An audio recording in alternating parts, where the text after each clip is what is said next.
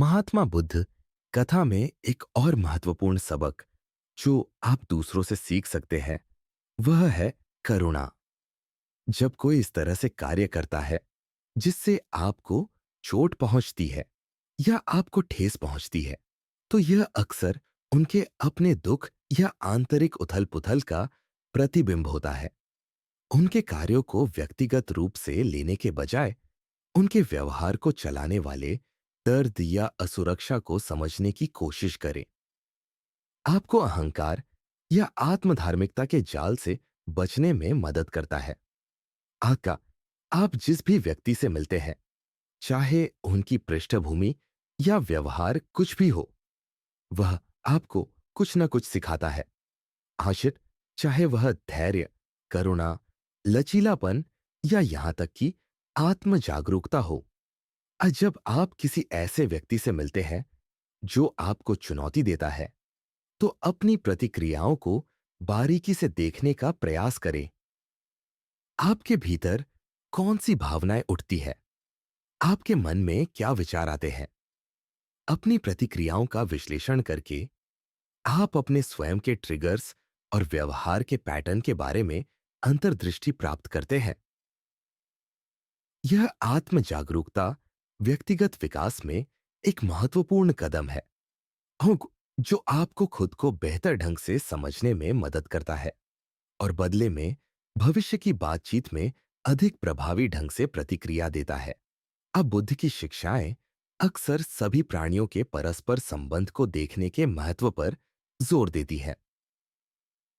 जब आप सभी को एक शिक्षक के रूप में देखते हैं, तो आप इस परस्पर संबंध को स्वीकार कर रहे होते हैं। आप पहचानते हैं कि दूसरों के साथ आपकी अंतर्क्रियाएं यादृच्छिक या निरर्थक नहीं है, बल्कि जीवन की एक बड़ी बुनाई का हिस्सा है जो आपको निरंतर अधिक ज्ञान और ज्ञान की ओर मार्गदर्शन कर रही है। बुद्ध ने कहा कि अंत में ये चीजें सबसे ज्यादा मायने रखती हैं कि आपने कितना अच्छा प्यार किया, आपने कितनी पूरी तरह से जिया, आपने दूसरों को अथक शिक्षक के रूप में देखकर कितनी गहराई से जाने दिया। आप इन सवालों के साथ गहराई से जुड़ते हैं। आप दूसरों के लिए करुणा विकसित करके अधिक पूर्ण रूप से प्यार करना सीखते हैं। प्रत्येक अंतरक्रिया को विकास के अवसर के रूप में अपनाकर और अधिक गहराई से जाने देकर अधिक पूर्ण रूप से जीना सीखते हैं। दूसरों को नियंत्रित करने या उनका न्याय करने की आवश्यकता को छोड़ यह मानसिकता अपनाकर कि आपके सामने आने वाला हर व्यक्ति एक शिक्षक है, ऐसे आप स्वयं को हर अनुभव में मूल्य खोजने के लिए सशक्त बनाते हैं। यहां तक कि जो कठिन या दर्दनाक है, आप एक लचीला रवैया विकसित करते हैं जो आपको प्रत्येक बातचीत को अधिक ज्ञान और आंतरिक शांति की ओर एक कदम के रूप में उपयोग करते हुए लगातार बढ़ने की अनुमति देता है। यह दृष्टिकोण न केवल आपकी व्यक्तिगत यात्रा को समृद्ध करता है, बल्कि आपके आसपास के लोगों के साथ एक गहरा संबंध भी विकसित करता है। क्योंकि आप उन पाठों की सराहना करते हैं जो वे आपके जीवन में लाते हैं। आय यह बौद्ध सिद्धांत आपको एक खुले दिल और दिमाग के साथ जीवन को अपनाने के लिए प्रोत्साहित करता है, जो आपसे मिलने वाले हर व्यक्ति से सीखने और बढ़ने के लिए तैयार है, चाहे वे खुशी लाते हो या चुनौती। प्रत्येक व्यक्ति के पास आपको सीखने के लिए कुछ है और इसे पहचान कर आप अपने जीवन को एक निरंतर समृद्ध सीखने के अनुभव में बदल देते हैं। आपका एक अडिग नैतिक कोड का निर्माण करें। बौद्ध धर्म में बाहरी दुनिया से दबाव या प्रलोभन का सामना करने पर भी मूल्यों का पालन करें।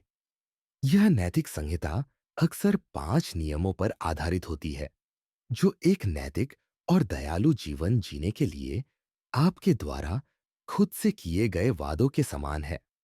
ये नियम है: 1. जीवों को नुकसान पहुंचाने से बचना। 2. जो नहीं दिया गया है उसे न लेना। 3 यौन दुराचार से बचना। 4 सच बोलना।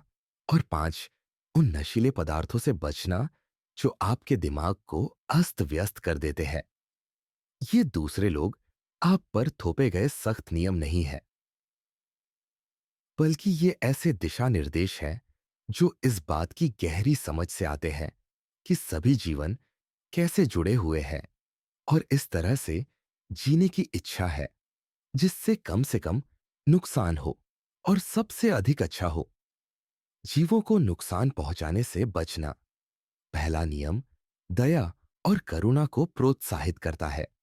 आइए यह हमें अपने कार्यों के बारे में सावधानी से सोचने और जानवरों और पर्यावरण सहित दूसरों पर उनके प्रभाव के बारे में याद दिलाता है। दूसरा नियम जो नहीं दिया गया है उसे न लेना दूसरों के अधिकारों और संपत्ति का सम्मान करने के बारे में है, ताकि यह हमें अपने सभी व्यवहारों में ईमानदार और निष्पक्ष होना सिखाता है। तीसरा नियम यौन दुराचार से बचना ईमानदार और विश्वसनीय होने का अर्थ है आओ को अपने शब्दों का प्रयोग दूसरों को तोड़ने के बजाय उनका निर्माण करने के लिए करना। पांचवा उपदेश मन को धुंधला करने वाले नशीले पदार्थों से बचना है। अपने मन को स्पष्ट और तेज रखना है ताकि हम समझदारी भरे फैसले ले सकें। यह हमें याद दिलाता है कि हमारे कार्य अक्सर हमारे विचारों द्वारा निर्देशित होते हैं और यदि हमारे विचार धुंधले हैं तो हमारे कार्य हमारे नैतिक कोड के अनुरूप नहीं हो सकते हैं।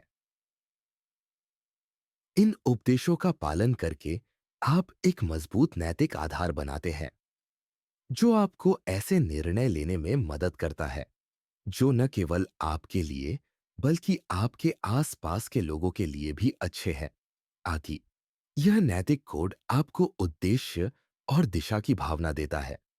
चाहे आप किसी भी चुनौती का सामना करें, आपको अपने मूल्यों के प्रति सच्चे रहने में मदद करता है।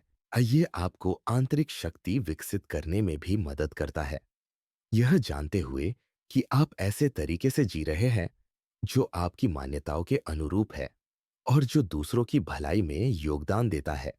हम महात्मा बुद्ध कथा का चर्चा अगले एपिसोड में करेंगे। धन्यवाद।